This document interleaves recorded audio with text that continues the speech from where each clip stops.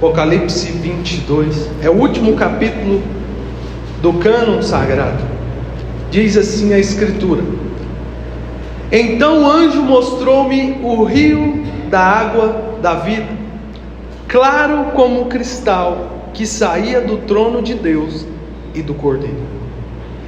E no meio da praça da cidade, de ambos os lados do rio, estava a árvore da vida, que produz 12 frutos de mês em mês, e as folhas da árvore são para a cura das nações.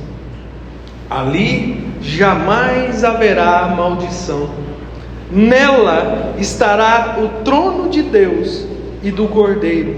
Seus servos o servirão, e verão a sua face, e na testa deles estará o seu nome. Não haverá mais noite, e não precisarão de luz de lâmpada, nem da luz do sol, porque o Senhor Deus os iluminará, e eles reinarão pelos séculos dos séculos.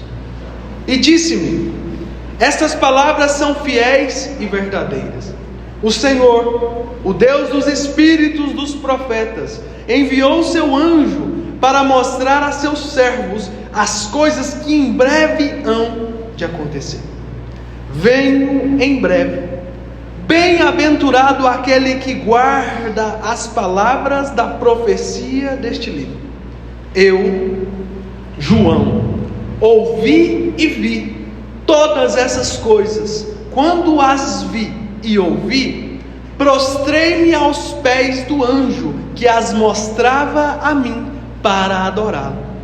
Mas ele me disse: Olha, não faças isso, porque eu sou conservo teu e de teus irmãos, os profetas, e dos que guardam as palavras deste livro. Adora a Deus. Ele me disse ainda: Não guardes as palavras da profecia deste livro, porque o tempo está próximo. Quem é injusto, continue na injustiça. Quem é impuro, continue na impureza. Quem é justo, continue praticando a justiça. E quem é santo, continue santificando. Venho em breve e trago a recompensa, com a qual retribuirei a cada um segundo a sua obra. Eu sou o Alfa e o Ômega, o princípio e o último, o princípio e o fim. Bem-aventurado os que lavam suas roupas, para que tenham direito à árvore da vida e possam entrar na cidade pelas portas. Ficarão de fora os cães, os feiticeiros, os adúlteros, os homicidas, os idólatras e todo o que ama e pratica a mentira.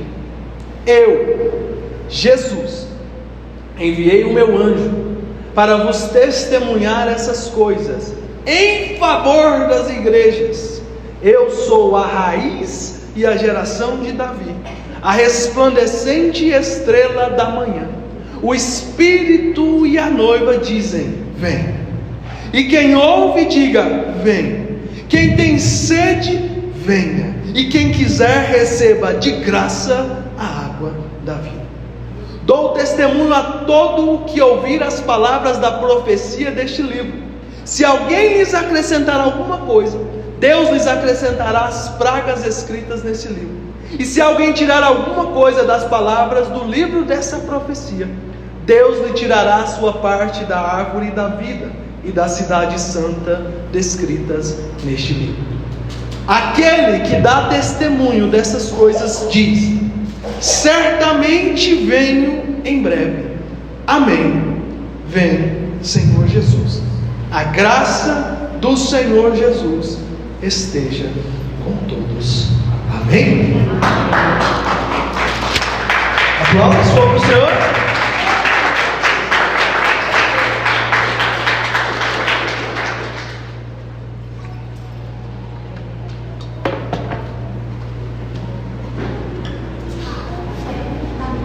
Soberano Deus e Pai, aqui estamos reunidos como igreja, carentes da Tua graça, da Tua misericórdia, confiantes que é o Teu sangue que nos justifica, confiantes que nós somos lavados e remidos e perdoados pelo sangue de Jesus Cristo, Seu Filho, que morreu em nosso lugar, para pagar o preço pelos nossos pecados, para providenciar a nossa salvação.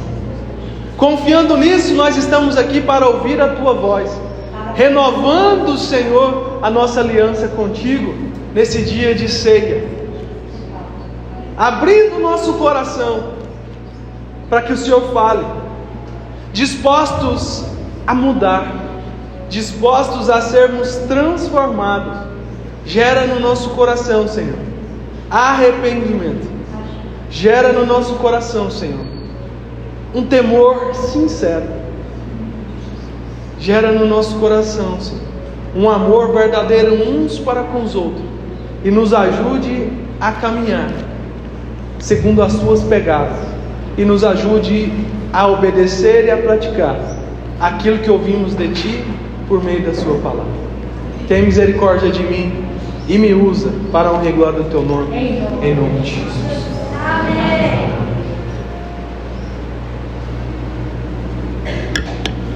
Recapitulando, o livro de Apocalipse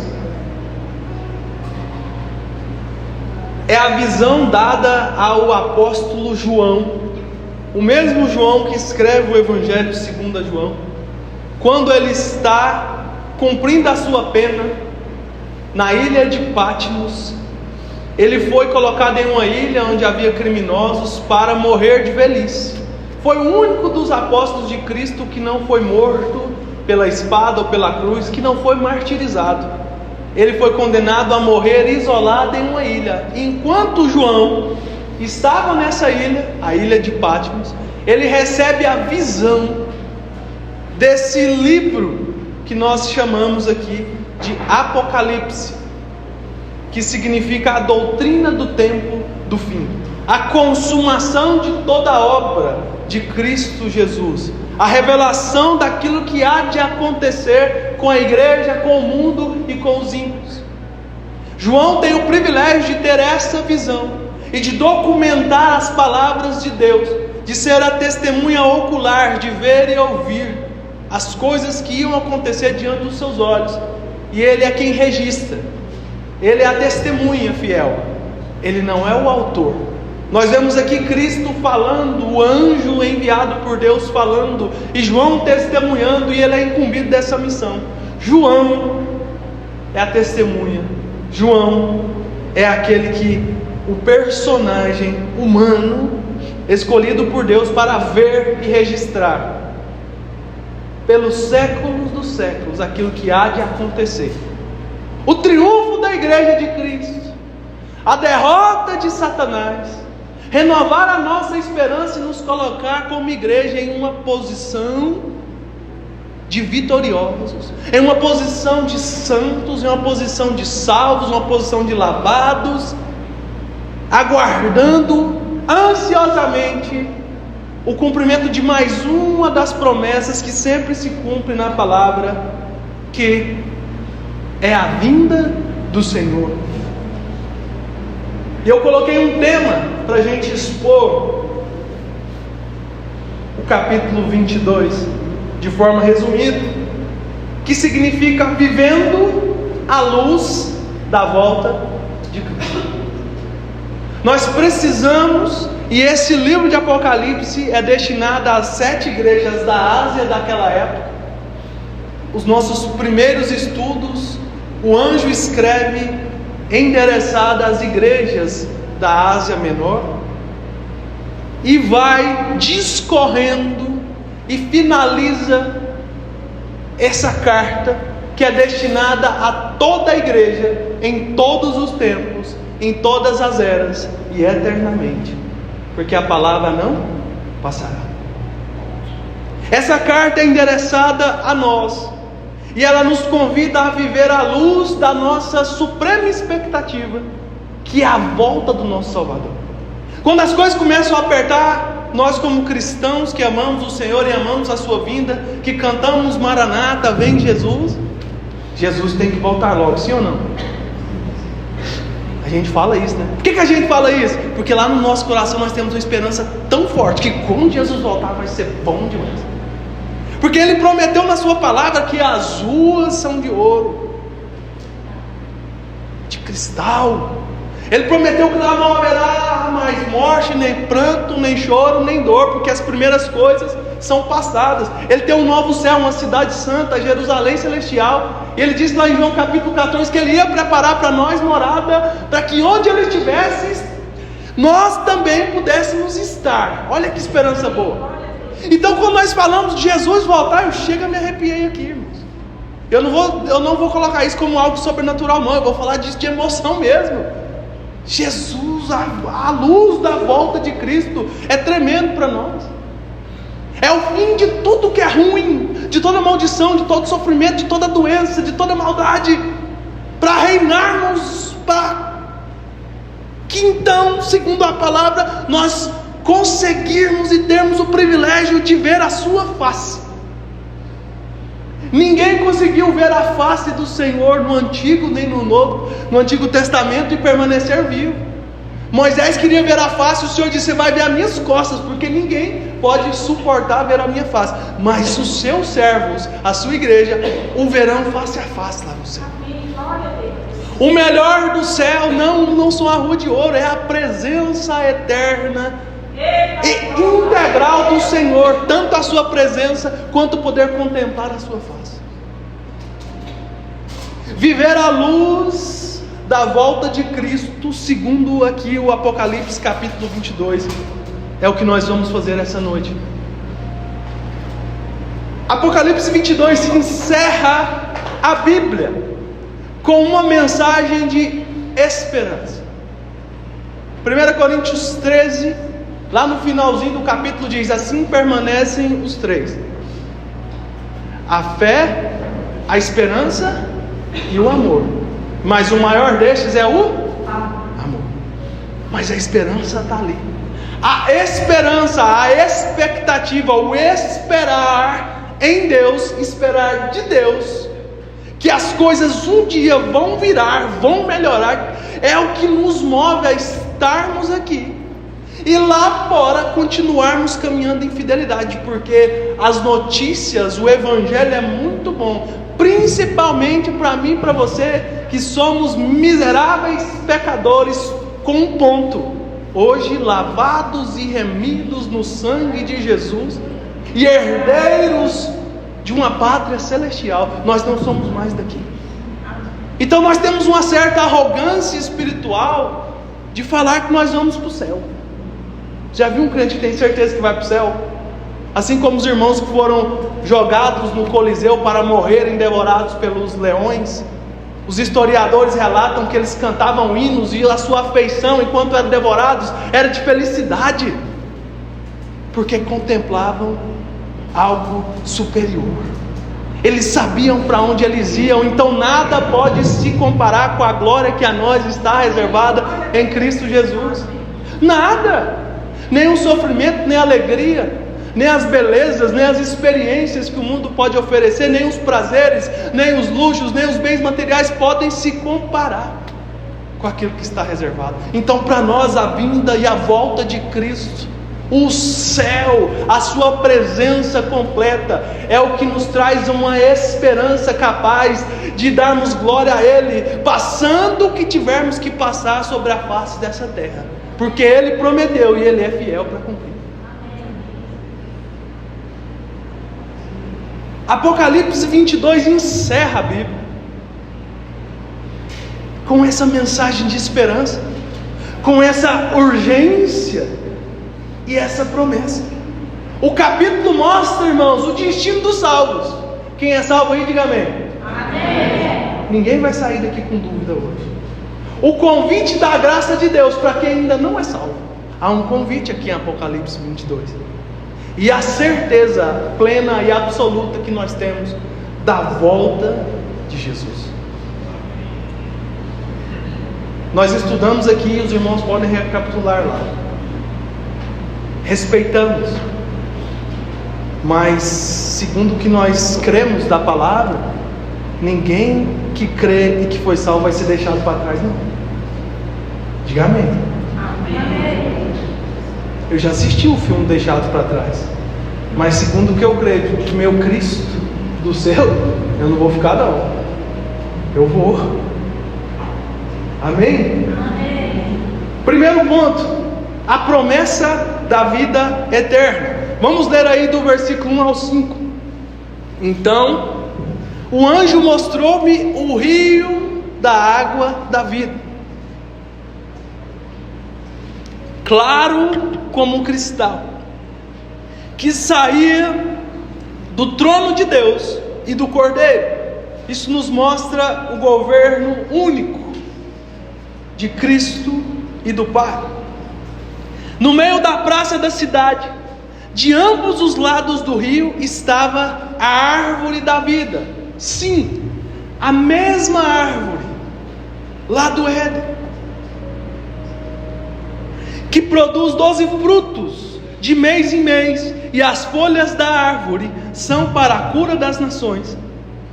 Ali jamais haverá maldição. Nela estará o trono de Deus e do Cordeiro. Seus servos o servirão e verão a sua face, e na testa deles estará o seu nome. Não haverá mais noite, e não precisarão de luz de lâmpada, nem da luz do sol, porque o Senhor Deus os iluminará, e eles reinarão pelos séculos dos séculos.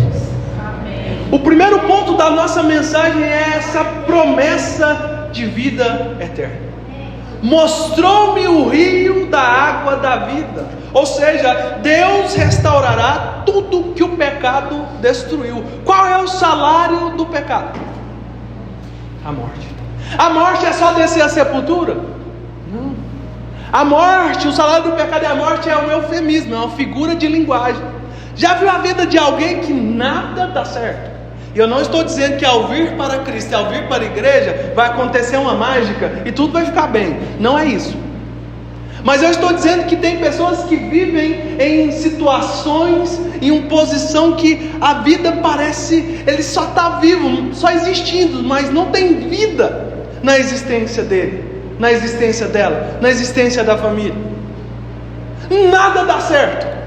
Não há sorriso, não há saúde, não há o básico para viver. É uma peleja eterna, é um deserto que não tem fim. E isso não é de Deus. Repito, não estou dizendo que em Deus não há adversidade nem tribulações. No mundo há aflições com Deus, mas só que sem Ele é pior.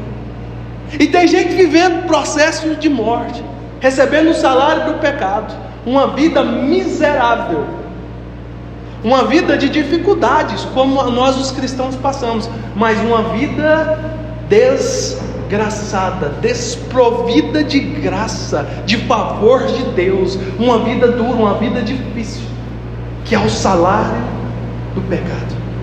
Mas quando o Apocalipse nos traz essa promessa de vida eterna, quando João diz que mostrou-me o rio da água da vida, água simboliza vida, sobrevivência, existência. Jesus diz: nem só de pão viverá o homem, sim, mas de toda palavra que sai da boca de Deus. Mateus 4,4, João 4,4. A água da palavra, Jesus diz para a mulher samaritana: aquele que beber dessa água voltará a ter sede, mas aquele que beber da água que eu der, nunca mais terá sede. A água mencionada na Bíblia fala de vida, e vida eterna, um rio que flui para a eternidade, um rio que não vai secar, uma água que não vai acabar, não vai findar, uma vida eterna. É disso que se trata o rio. Deus restaurará tudo que o pecado destruiu. A comunhão com Deus será perfeita, feita até o fim. A comunhão com Deus será completa na presença, a Ele, servindo a Ele, como eu aprendi com o pastor Marcos David hoje, nós aprendemos. Você que é um servo, comece a servir aqui, como o pastor Weder falou. Por quê? Por que você tem que começar a servir aqui, na sua igrejinha? Porque quando você chegar no céu, os servos os servirão.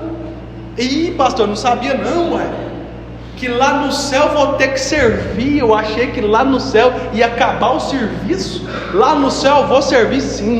Os servos vão servir o Senhor e vão se alegrar pelo privilégio de o servir. Então entenda, é um privilégio servi-lo aqui. É um treino, porque se você é servo aqui, você será servo por toda a eternidade. Seja bem-vindo ao time. Não, pastor, não gosto de servir. Não tem ministério do crente banco lá no céu. Os seus servos o servirão. O Senhor está inventando, e não estou inventando, está escrito aí no texto. A comunhão com Deus será perfeita. O que é comunhão com Deus, irmãos? Relacionamento. Você vai ver a face dele, você vai ter privilégio de servi-lo. Você vai contemplar o rio que flui para a vida eterna. Você vai estar em um ambiente que não há maldição, desfrutando da presença, da face, do privilégio de servir e no privilégio de adorar. Assim como os anjos que estão ao redor do trono continuamente cantam: Santo, Santo, Santo, Santo, Santo. Ai, estou cansado de cantar. Não, lá não vai ter cansaço não. O corpo lá é glorificado. O corpo glorificado não cansa, é santo, santo. A boca não vai endurecer, não vai dar câimbra na boca. Santo, santo. A perna não vai doer, não vai ter problema de ficar em pé. É santo, santo. E se cansar de ficar em pé, fica de santo, santo. Só tanto que vai ser bom servir no céu. O pastor Weber falou que eu gosto dele. Já tem muitos anos que eu conheço ele. Ele é sempre sincero e sempre honesto. Isso é bom demais, né? Tem dia que eu não vou dar conta mesmo não. Porque quando nós pega para trabalhar, nós trabalha mesmo. Eu posso de vez em quando minha botina pegando fogo. E de vez em quando a gente está cansado. E a gente vai ter a humildade de falar assim: eu estou cansado, eu não estou aguentando não. Vai alguém aí fazer. Estou cansado. Mas lá no céu não vai ter cansaço não. Humanamente falando, Jesus teve fome, Jesus teve sede. Jesus, ele caminhava, ele andava a pé, não tinha um carro, não tinha uma moto, não tinha uma bicicleta como nós temos. Uma vez ele montou no jumento, mas ele disse que não tinha nem lugar de reclinar a cabeça. E às vezes ele se cansava. Ele ia para dentro do barco dormir. Não é só você que dorme não. Não é só você que come, não é só você que bebe, não é só você que se cansa, não é só você que quer que o cálice se passa. Jesus nos deu esse exemplo. Mas a gente precisa ser honesto com isso. Às vezes a gente está cansado para servir aqui. Mas lá no céu, o corpo não se cansará. Não haverá desculpas para não servir ao Senhor. Então ou a gente começa a treinar aqui e a aplicar aquilo que nós vamos fazer lá no céu. Ou exemplo do que diz Tiago lá no capítulo 1. Você para de enganar você mesmo. E fica lá na sua casa. Vai assistir o Fantástico, os Gols do Brasileirão. O programa da Patrícia Bravanel. Vai dormir que amanhã você trabalha. Vai passear, vai fazer qualquer coisa, mas não engana você mesmo não. A igreja do Senhor, os servos do Senhor, o povo de Deus é uma comunidade de servos, trabalhadores. Jesus disse naquela época que a seara é grande, mas poucos são os trabalhadores. E ministério significa trabalho. Ah não, pastor, dá trabalho de mais gente é canseira. Justamente, irmão, nós fomos chamados para isso. Só que entendendo uma coisa: Deus não precisa de mim. A Bíblia diz que se eu não clamar, até as pedras clamarão. É um privilégio. Deus precisa levar eu e você para o céu para estar adorando Ele lá? Não, já tem anjo lá para fazer isso. Mas nós vamos ter o privilégio. Jesus vai cumprir a sua promessa de nos levar ao céu de nos levar à sua presença. Ele veio aqui para nos providenciar salvação. A comunhão com Deus na eternidade será perfeita. Diga amém. Amém. Adoração, comunhão, serviço. Ai, pastor, mas é a mesma coisa que nós fazemos aqui. Assim na terra, como? O pastor Weder falou. Às vezes você torceu o bico. O pastor está dando chinelada. Não, é só o que a Bíblia diz. Mas aqui eu não quero, eu estou cansado, eu estou ocupado, eu estou isso. Não, tem dia que você vai estar, eu também vou. Sabe, todo dia que você vê eu colocar lá no grupo, Senhor, não vai ter tal coisa? É que eu estou cansado. Estou nem aí. E Deus não vai deixar de me amar por isso não, porque Ele sabe que é verdade. Só que eu tenho que analisar a minha vida. O que eu tenho que fazer? O que eu tenho que colocar em equilíbrio para quando chegar no dia que eu tenho o meu compromisso com o Senhor, eu estar pelo menos com 50% de bateria para ir lá e estar pelo menos com a carinha bonita, para a irmã Sônia não pensar que eu estou com raiva dela, que a minha cara, ninguém está aguentando nem olhar, o pastor deve estar com raiva de mim, a cara dele, não é só cansaço. Se até Deus descansou, nós temos que dar uma descansada. A comunhão com Deus será perfeita. Você está preparado para isso? Está preparado para servir lá no céu? Tem expectativa disso? Ou você já desanimou do céu porque você vai ter que servir lá? Tem ninguém desanimado não, né? Amém? Amém. No céu não haverá mais dor. Quem sente dor aí, diga amém. Vai acabar, irmão. Nosso Dorflex, nosso Dipirona, nosso Torcilax, nosso Tramal. Fala mais um nome aí que eu não falei. Uma morfina, codeína, Dorflex. Lá não vai ter dor mais não, irmãos. Lá não vai ter maldição, nem escuridão. Lá não vai ter noite. Por que não vai ter noite? Aqui nós esperamos o sol nascer. Lá a resplandecente estrela da manhã brilha eternamente. O próprio Deus iluminará o céu e os seus servos. Ele nos promete a vida eterna. A esperança do cristão não está apenas nessa vida, amém? Se a sua esperança está apenas nessa vida, em entrar numa comunidade religiosa,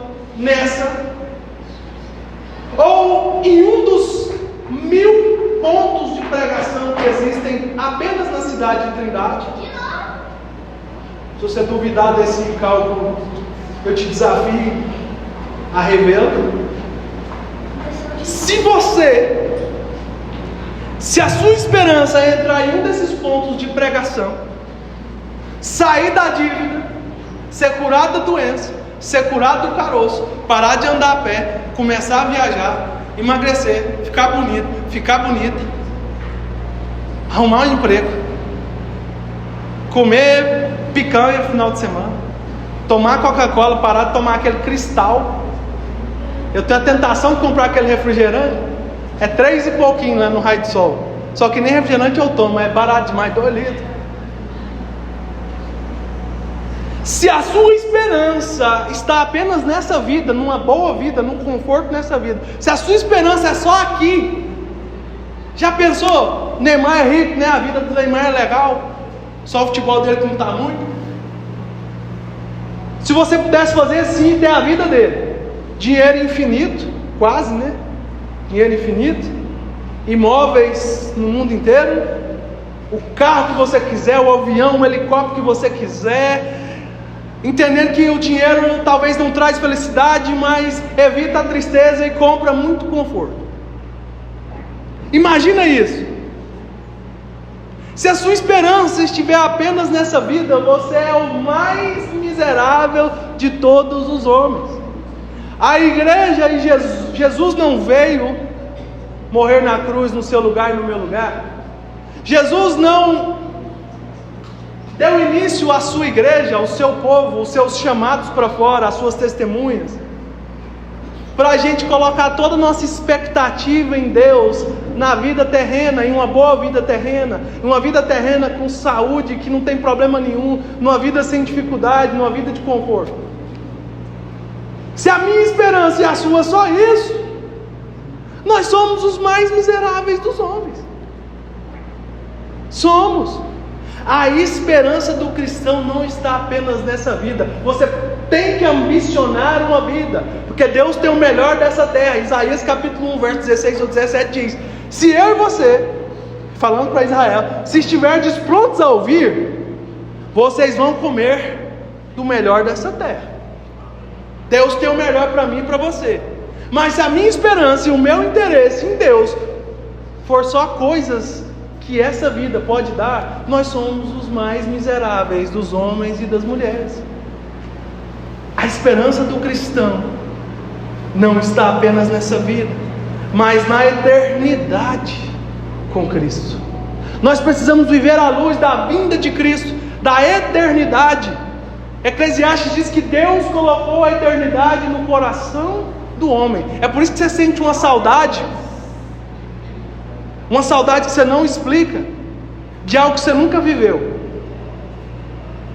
Você tem uma saudade, você sente que esse mundo está ruim demais. Você quer que Cristo volte, você quer subir para Cristo, você quer voltar para Cristo. Você quer voltar da onde que você nunca foi lá? Entre aspas. Deus colocou a eternidade no coração do homem, e nós ansiamos um dia para voltar verdadeiramente para nosso lar. O nosso lugar não é aqui, nós somos peregrinos em terra estranha, nós somos extraterrestres, nós somos seres celestiais. Tem que ter muita fé para crer nisso. Se você olhar no espelho, você não crê, mas se você olhar para Cristo, irmão, pode carimbar, pode bater o pé, pode soltar o foguete. Nós vamos desfrutar disso na presença de Deus. A nossa esperança não pode estar apenas nessa vida, mas na eternidade. Coloque a sua esperança só nessa vida. Coloque a sua esperança só no seu salário no fim do mês, no resultado do seu exame, no governo vigente, na lei vigente, no cenário do país, no cenário mundial. Coloque a sua esperança. Se você não entra em depressão, entra ou não entra? Agora, quando você olha para a eternidade, quando você pega a sua Bíblia e olha para as promessas que foram profetizadas, que se cumpriram, e olhamos para o Apocalipse, a tudo que vai se cumprir a nosso respeito, como servos e como igreja, nós cantamos: vem Jesus, vem Jesus, vem Jesus, que eu quero ir, vem que eu não estou aguentando aqui mais. Isso aí é esperança, irmão. Isso é expectativa na eternidade. Isso é um posicionamento que Deus espera de nós. Não, estou na expectativa de comprar aquela sandália nova. Senhor, é só isso que eu estou te pedindo. Eu estou na vontade de fazer a degustação daquela carne macia, com um dedo de tecido adiposo, famigerado picanha, preparado de forma rústica, com arroz ao alho. Eu não estou tendo condições, Senhor. Senhor, me dá graça. Faz esse milagre, Senhor. O homem prometeu politicamente, mas ele não cumpriu. Pai, faz justiça, Pai. Pai, obrigado pelo dorso, mas eu quero comer porque eu... Às vezes a gente está desse jeito. Desse jeito. E a eternidade? E as promessas eternas? Segundo ponto, existe aqui um convite da graça. Vamos ler o capítulo 6, o versículo 6. E disse-me: essas palavras são fiéis e verdadeiras. O Senhor, o Deus dos espíritos dos profetas, enviou o seu anjo para mostrar aos seus servos as coisas que em breve hão de acontecer. Venho em breve. Bem-aventurado aquele que guarda as palavras da profecia deste livro. Eu, João, ouvi e vi todas essas coisas. Quando as vi e ouvi, prostrei-me aos pés do anjo que as mostrava a mim para adorar. Mas ele me disse: olha, não façais isso, porque eu sou conservo teu e de teus irmãos, os profetas, e dos que aguardam as palavras desse livro. Adore a Deus. E ele me disse ainda: não guardes ou não seles as palavras da profecia deste livro, porque o tempo está próximo. Quem é injusto, continue na injustiça. Precisa mudar não. O tempo está próximo, fica como está. Quem é impuro, pode continuar na impureza. Olha tanto que a palavra é legal. Se Deus quisesse obrigar a nós a sermos justos, a sermos puros, Ele obrigaria. Mas existe algo chamado liberdade. Quem é justo, continue praticando a justiça, persevere. Quem é santo, quem é separado, não está dizendo perfeito, separado por Deus e para Deus, continue se santificando. Venho em breve, diz Jesus, e trago a recompensa, com a qual retribuirei a cada um segundo a sua obra. Segura aí. Ele vem em breve, isso não quer dizer de repente, e traz consigo a recompensa. Essa recompensa não é a salvação. A salvação é pela fé, pela graça sois salvos mediante a fé. Essa recompensa aqui é galardão. Venho em breve e trago a recompensa com a qual retribuirei cada um segundo a sua obra. O que nós temos? Qual será o galardão que você vai ter no céu? Tem muita gente aí fazendo ou participando da obra de Deus para ser salvo. Mas você precisa entender o mais rápido possível que você não faz a obra para ser salvo. Para ser salvo, você crê em Cristo no seu sacrifício.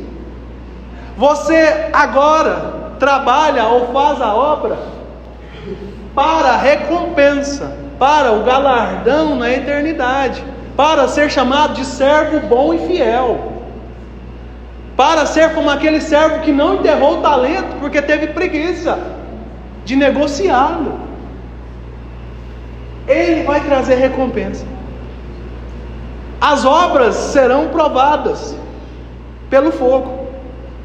Tem gente que vai entrar no céu sem nenhuma recompensa, salvo pela graça, pela misericórdia, foi porque não dependia dele. Porque tem gente, diz a Bíblia, que não vai ter galardão nenhum no céu não. Por quê? Não tem obra.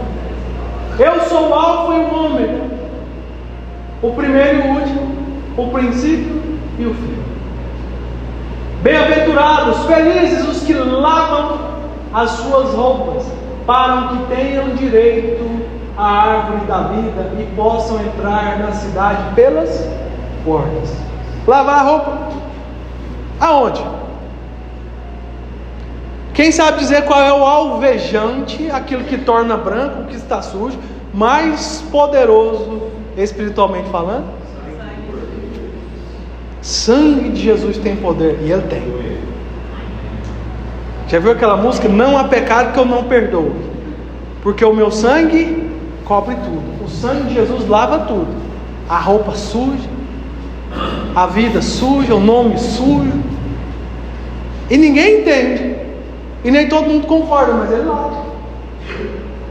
Depois disso tem direito à árvore que pode entrar na cidade pelas portas. Pode passar. Ficarão de fora os cães. Pastor, então meu cachorrinho não vai entrar, eu gosto tanto dele. Quem tem aí quem é pai de pet aí, tutor de pet, que gosta dele, você quer que ele entre? Você quer que ela vá? Maria está falando que vai ficar de fora. Como é que faz? Só que nós aprendemos isso hoje, ainda bem que eu vim na escola bíblica. O cão é uma figura de linguagem para falar daquele que vai e volta. O cão, ele é um animal que vomita e tem coragem de comer do próprio vômito. Ai, que nojo. Isso é uma figura de linguagem para nós que erramos, vomitamos, alguém vem e limpa, e a gente volta para o pecado, vai lá comer o vômito de novo. É aquela pessoa que não firma. Já viu aquela pessoa que não firma? Vomita, vai lá e come de novo, parecendo um cão. Esse vai ficar de fora. O indeciso em cima do muro. Os feiticeiros. Graças a Deus, pastor, não sou feiticeiro. O feiticeiro, ele é o mesmo que o místico. Aquele que traz o misticismo para dentro da prática da igreja. Pode te dar um exemplo? Existem rituais feitos em igrejas denominadas neopentecostais, onde tem uma passarela de sal para você pisar. A Bíblia diz para aspergir o óleo sobre o enfermo. E existe um misticismo, uma feitiçaria gospel. Eu já fui em igreja que tinha uns 10 litros de óleo no altar, o pastor assim, mas o que é isso? Isso é tudo ritual, isso é misticismo. A unção que a Bíblia traz, ela é espiritual. Temos unção na palavra? Temos, mas a gente sai. Tem crente que anda com no bolso. Bater aqui no celular porque esse TikTok está terrível. Isso é feitiçaria gospel. Os feiticeiros não entrarão. Os místicos. A palavra de Deus é a verdade. Nós vamos ler aqui que ela não precisa ser acrescentada. E se a Bíblia não nos direciona àquela prática e nós fazemos, isso é misticismo, isso é feitiçaria gospel. Existe feitiçaria gospel, cuidado. E tem vezes que o feiticeiro é os pastores e os líderes. Vem aqui que nós vamos fazer um ato profético, um negócio que você não entende. Eu nunca vi isso na Bíblia. Não, mas é o pastor está falando, feiticeiro mestre. Vem aqui, vamos fazer. Vamos fazer que... Ai daquele que tocar no ungido. Cuidado. Os adúlteros. Adúltero não é só o que comete adultério sexual. Adúltero é todo aquele que tira o lugar de Deus. Nós somos chamados de adúlteros. Lá na carta de Tiago. Não sabeis vós que a amizade com o mundo é adultério? É inimizade contra Deus? Os adúlteros não entrarão. Os homicidas. A Bíblia diz que aquele que olhou para o seu irmão e o odiou, já o matou em seu coração. É mais grave, não é? Eu dei um tiro na cara, matei. Não, olhei e odiei, amaldiçoei, desejei que ele fosse para o inferno. Matou, aqui dentro. Os idólatras. Nós vemos isso explicitamente aqui no texto, quando João vai adorar o anjo que está trazendo a revelação. O anjo diz: não, eu sou servo assim como você é servo. Adora só a Deus. Você sabia que tem pastor que recebe adoração? Ô santo pastor, vem cá. Ô glória. Os irmãos chegam a tremer aí embaixo. Não tem isso na palavra. Só Ele é digno de adoração. Os idólatras não entrarão. Idolatria, nós gostamos como cristãos de fazer o quê? Crucificar os irmãos católicos, porque eles levam a imagem aqui, aqui, aqui. Nós não somos os juízes, não cabe a nós julgar. E nós nos achamos bons que não tem imagem aqui no nosso templo, nem na nossa casa. Mas João Calvino diz que o coração humano é uma fábrica de ídolos. Nós idolatramos a esposa, idolatramos o casamento, idolatramos o dinheiro. Tem gente que idolatra os filhos, tem gente que idolatra as amizades, tem gente que idolatra o lazer, tem gente que idolatra o prazer. Tudo aquilo que é colocado no lugar de Deus, que toma o trono de Deus no nosso coração e na nossa vida, é idolatria. Não quebra o santo do católico, não quebra o ídolo do seu coração. O santo dele, ele comprou com o dinheiro dele. Inclusive o meu irmão Marcos Vinícius já trabalhou na fábrica de santo, né, Marcos Vinícius? Jesus libertou. Era R$10 por dia. Só que o homem não pagava. E todo que ama e pratica a mentira. Isso aí nós já sabemos, né? Tem gente que não só pratica mentira. O pastor Marcos ele falou hoje, o homem foi duro, ó. Só que aí ele foi explicando, né? E foi. Nós somos um bando de mentirosos. Não, pastor, não sou não. É, irmão. Aquele jeitinho nosso brasileiro, aquela coisinha. E é todos. O daqui de cima com o lado do fundo. Não, pastor, não minto não. Eu sou a pessoa. Irmão, para, você já é mentiroso. Aquele que não diz que não tem pecado, já cometeu o pecado. Mas nós temos o Espírito Santo para nos transformar, amém? Nós temos a misericórdia de Deus que se renova a cada manhã. Eu, Jesus, enviei o meu anjo para vos testemunhar essas coisas em favor das igrejas. Em favor significa o quê? Para que estejamos atentos, para o nosso benefício, para nos alertar, para nos preparar para as coisas que vão acontecer, para nos ajudar a permanecermos fiéis e desfrutarmos das bênçãos que a eternidade tem para nos oferecer. Em favor das igrejas, Jesus diz: eu sou a raiz e a geração de Davi, a resplandecente estrela da manhã. Só até aí. Quem tem sede, venha.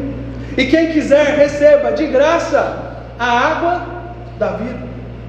Primeiro, a salvação continua disponível.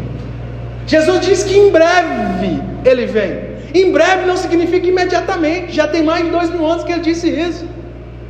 Em breve é uma figura de linguagem. Por que Ele ainda não voltou? Tem muita gente, assim como o pastor Weder disse, que nós amamos, que nós desejamos que vão ao céu. Ir ao céu, não confunda, é diferente. Estar congregando não é uma prerrogativa para levar as pessoas ao céu, amém? O que leva as pessoas ao céu é crer em Jesus. Tem pessoas que você ama, que você precisa levar Jesus a elas, e talvez elas nunca vão congregar em uma igreja como você. Elas não vão ser da igreja, mas elas estarão no céu. Você quer um exemplo? O ladrão, o ex-ladrão da cruz, chegou lá no céu. Imagina uma conversa com ele lá no céu. De que igreja você era? Não sei. Que dia você batizou? Não teve batismo não. Como é que era o nome do seu pastor? Não tinha pastor não. Quem eram os irmãos da sua igreja? Não era da igreja não. O que você está fazendo aqui? O homem da cruz do lado falou que eu podia entrar. Eita, o homem da cruz do lado falou que hoje mesmo eu estaria no paraíso. Foi ele, conversa com ele. O que você fez para estar aqui? Nada. Eu conversei com ele. Pedi misericórdia para ele. Ele viu que eu criei, eu tive fé e eu estou aqui. Então entenda isso. Expanda. Nós queremos que todos congreguem. Mas não é o congregar que salva, é a fé. A salvação continua disponível. Quanto nós temos testemunhado? Porque eu já estou cansado de pregar para crente.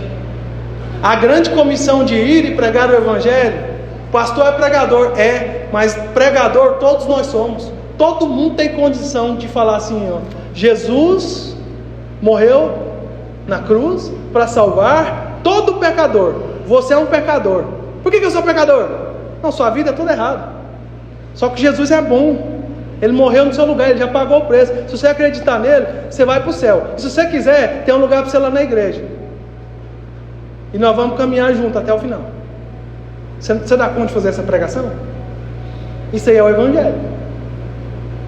Todos nós temos a missão de pregar. E isso será cobrado de nós. Porque a salvação continua disponível. Porque se ela não estivesse disponível, Jesus já tinha voltado e levado eu e você que estamos bonitinhos aqui hoje. Mas se Ele ainda não voltou imediatamente, significa que tem gente para ser salva. Tem gente para corresponder à minha e à sua pregação com fé. E ter a oportunidade que eu e você tivemos de ir ao céu também. É de graça pregar. A salvação é pela graça. devemos permanecer. Jesus ainda chama pecadores ao arrependimento. Amém? Amém. Ele está chamando nós aqui hoje ao arrependimento. E Ele continua com salvação disponível a outros pecadores, é exemplo de nós. O problema é que hoje nós achamos que nós somos de uma classe superior, que com esse tipo de gente a gente deve nem se relacionar, principalmente os nossos parentes. Não participo mais. Esse povo aí vai tudo para o inferno, eu já vou para o céu mesmo, está tranquilo, não vou fazer mais nada. Jesus ainda chama pecadores ao arrependimento. É por isso que a Bíblia diz que há festa no céu quando um pecador se arrepende, mais do que 99 justos que não necessitam de arrependimento. Então continue pregando o Evangelho, continue testemunhando da salvação que está disponível a todo pecador. A igreja participa desse convite ao anunciar o Evangelho. Esse convite é de responsabilidade de todos nós entregar. Que convite é esse? Salvação. Nós somos ruins em convidar as pessoas para vir nas reuniões da igreja. Olha tanto que a gente precisa corrigir. Imagina se nós não temos a audácia, porque nós temos medo de sermos os chatos, de convidar as pessoas para ouvir a palavra de Deus.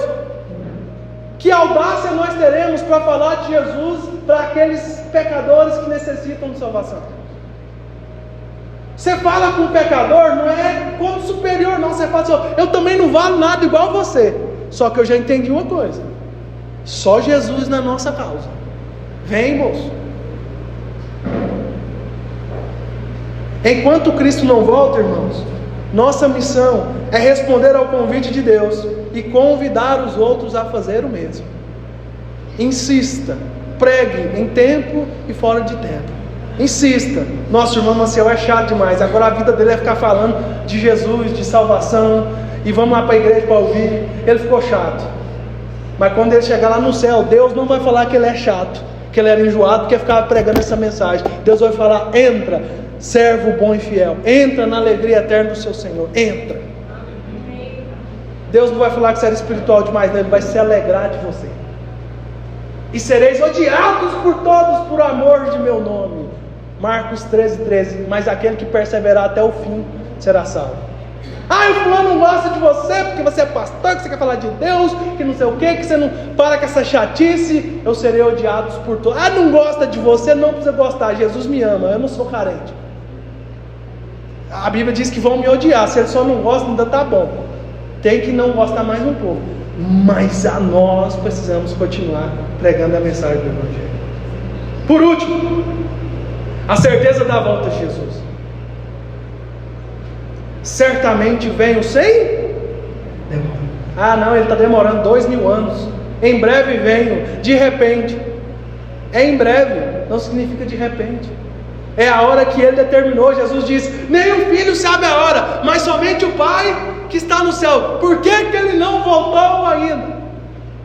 Porque ainda tem trabalho para a igreja, para os servos fazerem. Ainda existem salvos lá fora para corresponder à mensagem do Evangelho com fé e ter as suas vidas transformadas. Tem mais gente que vai para o céu que ainda não ouviu a mensagem, ainda não teve a oportunidade que nós tivemos. É por isso que ele não voltou. Deus tem um atributo chamado paciência. Quantos anos você permaneceu no pecado e não caiu dentro de um caixão? Fala para mim. Quantos anos? Sendo que o salário do pecado é a morte. O que fez com que eu e você não caímos mortos? Tanto de coisa errada que nós fizemos. A misericórdia de Deus, a paciência de Deus e o amor de Deus. Por que agora eu quero que Cristo volte? Porque eu estou bonitinho na igreja? Se Deus teve anos de paciência comigo até começar uma obra na minha vida, eu preciso que outras pessoas tenham essa mesma oportunidade que eu tive. E nós precisamos entender que Deus está tendo paciência com essas pessoas, assim como Ele teve de nós, assim como Ele está tendo agora comigo, com você, que ainda não estamos na estatura do varão perfeito. A paciência que Ele tem comigo, com você, que ainda fazemos muito pouco, ainda bebemos leite, ainda não estamos dispostos, ainda temos nossos ídolos, mas Ele tem paciência. Ele nos trouxe aqui, Ele está falando, Ele está nos carregando nos braços, Ele está nos suprindo, Ele está tendo paciência. A promessa de Cristo é segura, diga amém. Amém. Devemos permanecer fiéis à palavra, obedientes à palavra, amar a palavra, praticar a palavra.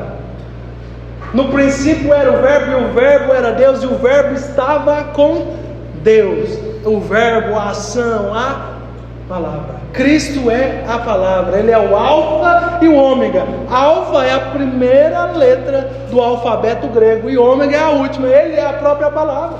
Ele é o princípio, Ele é o meio, Ele é o fim. Dele, por Ele, para Ele são todas as coisas. Então não tem outro caminho, irmãos. Eu não gosto de Bíblia, pastor. Vou dar o conselho de novo: fica na sua casa. Não fala isso, pastor, domingo que vem eu não venho. Mas se Jesus não, sua fé e seu amor por Deus não te trazer para a igreja, irmão, esquece, o que você vai fazer lá no céu? Existem as ressalvas. Tem dia que você tem um compromisso, tem dia que você está cansado, mas por falta de vergonha, Deus não vai entender não. Sinto muito. Ele não entende a minha, Ele não entende a nossa. Ele entende um motivo justo. Devemos permanecer fiéis à palavra. E a palavra diz: não deixeis de congregar, não deixeis de se reunir, porque a distância enfraquece e a união fortalece. Na união, eu olho para o lado e vejo o irmão fraco. O irmão está com a carinha boa. Olha para o outro lado, vejo o irmão que está mais forte. Um fortalece o outro. Olha para frente, vejo o pastor lá gritando, berrando. Mas eu sei que tem alguma coisinha ruim. A vida dele tem alguma coisinha lá no fundo. E a gente se abraça e sorri junto ou chora junto. Mas a gente está junto. A gente está congregado, a gente está reunido com a esperança no mesmo Deus, na mesma palavra, com a mesma fé e com o mesmo batismo. A esperança da igreja é a volta do Senhor. A esperança da igreja não pode ser só a cura da doença, isso é egoísmo. Não pode ser só o carro novo, não pode ser a próxima viagem, o próximo sapato, a próxima roupa, a próxima joia, o próximo relógio, o próximo terno, o próximo tênis. Isso tudo Deus tem para nos dar, mas a nossa esperança não pode estar condicionada nessas coisas que são pequenas, e Deus pode nos dar no instalar de dedo. A nossa esperança e a nossa visão tem que estar lá no alto. Quem crê na volta de Jesus vive em santidade. Você crê na volta de Jesus? Vive em santidade. O que é santidade? Perfeição? Não é perfeição não. Nós só vamos estar perfeitos na glorificação, quando Ele vier buscar. Mas enquanto Ele não voltar, eu e você continuamos pelejando, caindo, levantando, pecando, nos arrependendo e buscando crescer em santidade. E o Senhor vai falar para você: isso aí é um homem segundo o meu coração, é uma mulher segundo o meu coração. O exemplo disso é o Davi. Davi não tem nada de perfeito, e a Bíblia mostra todos os defeitos dele. Mas tem uma coisa que ele nunca desistiu, foi do Senhor: Senhor, tira tudo de mim, mas não retire de mim o Teu Espírito Santo. Senhor, fica perto, não retire de mim a Tua presença. Eu não sou perfeito, mas eu te amo. O meu coração anseia por Ti, o meu Redentor vive. Senhor é o meu pastor e nada me faltará. Ainda que eu ande pelo vale da sombra da morte, não temerei mal algum, porque Tu estás comigo. Não se aparte de mim o Teu Espírito. Um homem totalmente imperfeito. Eu vi um vídeo essa semana. Você cantaria a música de alguém que traiu a mulher, matou, roubou, fez a armadilha? Você cantaria a música de um compositor desse? Você cantaria? O homem matou, o homem traiu a mulher, o homem matou o amigo. Você cantaria? Nós cantamos os salmos de Davi. Ele é esse homem, fez isso tudo que eu estou falando. E Deus falou assim: Ele é o homem segundo o meu coração. Você nunca fez nenhuma dessas coisas, talvez. O amor de Deus é sobre quem Ele é, não sobre quem nós somos. O amor de Deus sobre a nossa vida se trata do poder que Ele tem de transformar seres igual Davi em novas criaturas. Então quem somos eu e você para duvidar do poder de Deus para transformar a nossa vida, limpar o nosso mundo? Quem crê na volta de Jesus vive em santidade, não é em perfeição. Quem crê na volta de Jesus vive perseverante, como Davi, caindo e levantando, mas nunca desistindo do Senhor, e nem da expectativa da sua promessa. Quem crê na volta de Jesus vive essa expectativa. Será que é hoje que Ele vai voltar?